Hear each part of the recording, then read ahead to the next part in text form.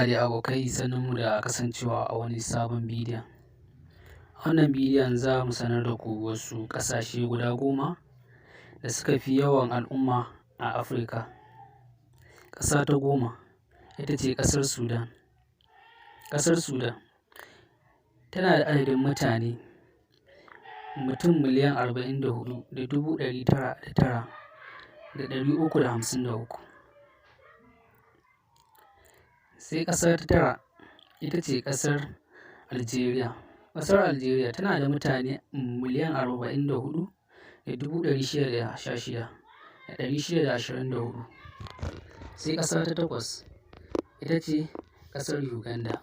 Ƙasar Uganda tana da mutum miliyan 47,123,531. Ƙasa ta 7 kuwa ita ce ƙasar Kenya. Ƙasar Kenya tana da mutum miliyan 54,985,698. Sai kuwa ƙasa ta 6 ita ce ƙasar South Africa.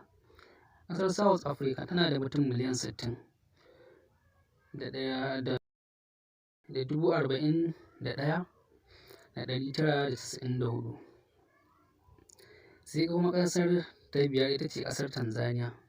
Ƙasar Tanzania tana da mutum miliyan 61,503,267. Ƙasa ta 4 kuwa ita ce ƙasar Congo.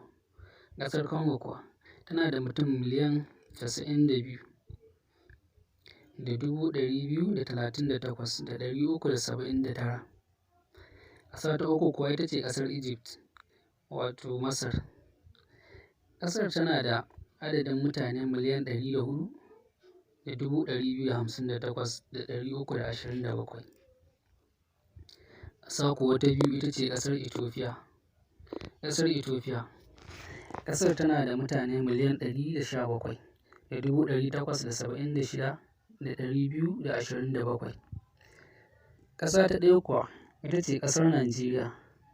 Ƙasar Najeriya tana da mutum miliyan 211,400,708. Duka a nan muka kawo ƙarshen wannan bidiyo. Yan uwa, kar ku manta ku danna mana alamar subscribe, sannan ku danna alamar ƙararrawa domin samun bidiyon mu da zarar mun ɗora. Mun gode.